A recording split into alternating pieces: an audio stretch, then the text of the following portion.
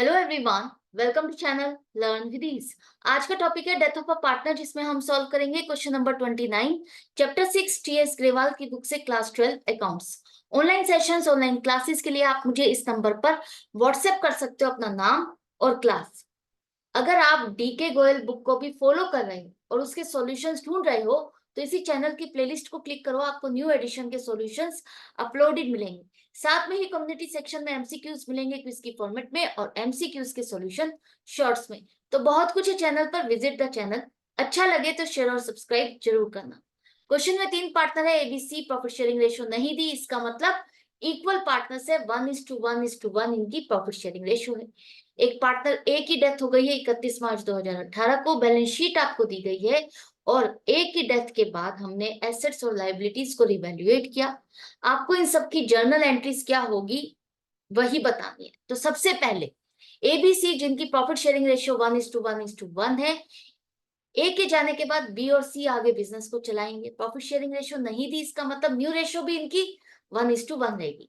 अब ए का शेयर 1/3 बनता है, जिसके लिए अब आपको जर्नल एंट्रीज पास करनी है कि उसको क्या क्या दिया जाएगा। ए की डेथ के टाइम पर हम क्या क्या चीजों की एडजस्टमेंट्स करेंगे। सबसे पहला है जनरल रिजर्व है आपकी बैलेंस शीट में 9,000 और प्रॉफिट एंड लॉस अकाउंट का बैलेंस है 6,000, जो कि दोनों के दोनों बैलेंसेस पार्टनर्स में डिस्ट्रीब्यूट किए जाएंगे। जैसे कि नए पार्टनर के आने पर, रिटायरमेंट के टाइम पर आप जितने भी पहले के प्रॉफिट्स या रिजर्व्स होते हैं हम पार्टनर्स में डिस्ट्रीब्यूट कर देते हो, उसी तरह से डेथ या डिजीज्ड पार्टनर के टाइम पर भी आप सभी रिजर्व्स को बांट दोगे। तो जनरल रिजर्व और प्रॉफिट एंड लॉस दोनों अकाउंट का बैलेंस है 15,000। अगर हम इन्हें तीनों में बांटते हैं इक्वल, तो 5-5 हजार इन तीनों के अकाउंट पे हम क्या करेंगे, क्रेडिट करेंगे और ये दोनों अकाउंट डेबिट हो जाएंगे। आगे नई बैलेंस शीट में इसको आप शो नहीं करोगे। तो जनरल एंट्री क्या हो गई, general reserve account debit 9,000, profit and loss account debit 6,000, A B और सी तीनों के कैपिटल अकाउंट क्रेडिट करो 5-5 हजार से। फर्स्ट हो गया। गुडविल यहाँ पर नहीं दी, इसलिए हमने गुडविल की एडजस्टमेंट नहीं की है। दूसरा, इंटरवेनिंग पीरियड भी नहीं है कोई, 31 मार्च को ही इसकी डेथ हो गई, तो कोई मिड टर्म का प्रॉफिट भी नहीं है। क्लियर है? तो ये दो चीजें नहीं होंगी सीधा, इसलिए हम बैलेंस शीट में देख रहे हैं जनरल रिजर्व है और प्रॉफिट एंड लॉस अकाउंट है। इसके बाद यहाँ पर आ रहा है आपका वर्कमैन कंपनसेशन फंड 10,000, इसके अगेंस्ट क्लेम आ रहा है 7,000 का। तो जितना रिजर्व है उसके अगेंस्ट आपने क्लेम को एडजस्ट कर दिया, इतना खर्चे को एडजस्ट कर दिया, इतनी लाइबिलिटी को एडजस्ट कर दिया, उसके बाद भी रिजर्व बच गया आपका 3,000।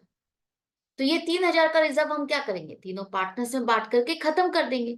और जो ये लाइबिलिटी है 7,000 की, इसको आप आगे बैलेंस शीट, नई फर्म की बैलेंस शीट में शो करोगे लाइबिलिटीज में, वर्कमैन कंपनसेशन क्लेम 7,000, क्योंकि अभी आपने पे नहीं किया है, सिर्फ एक्सेप्ट किया है कि ये इतनी एक लाइबिलिटी आ रही है। क्लियर है? तो जिसके लिए आपने रिजर्व बनाया था वो खर्चा अगर आपको हो रहा है तो उसी रिजर्व के साथ एडजस्ट करोगे। उसके बाद भी जो रिजर्व बच गया वो प्रॉफिट है, तीनों पार्टनर से बांटोगे। तो एंट्री क्या बनेगी, workman compensation reserve account debit 10,000, ये पूरा का पूरा खत्म।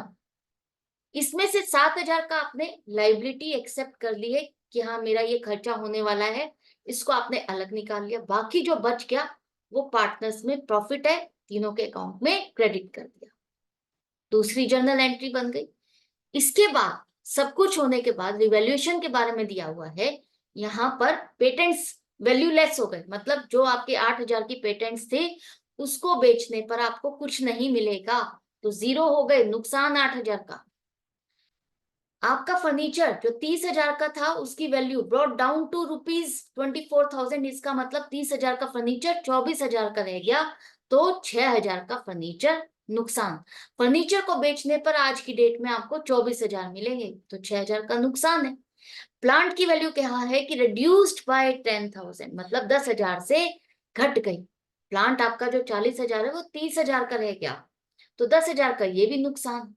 तो रिवैल्यूएशन अकाउंट में आप इन्हें कहाँ दिखाओगे, डेबिट साइड पे। तो revaluation account debit 24,000 to these assets जिनकी वैल्यू डिक्रीज हो गई।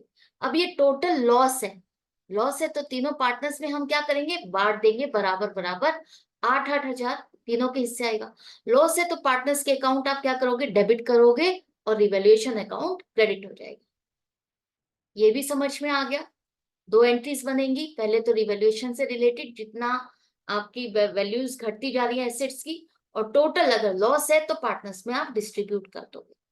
सब कुछ करने के बाद अब ए जिसकी डेथ हो गई है उसका क्लेम आपको निकालना है, उसको भी तो आपको सेटल करना है। यहाँ पर ए के डेथ के टाइम पर जर्नल एंट्रीज का है बनाने को, तो ए का क्लेम कितना बनता है, एक तो हम उसको कैपिटल का बैलेंस देंगे, उसके बाद रिजर्व्स और प्रॉफिट जो हमने बांटे, जनरल रिजर्व और प्रॉफिट एंड लॉस अकाउंट 15,000 में से 5,000 इसको मिले।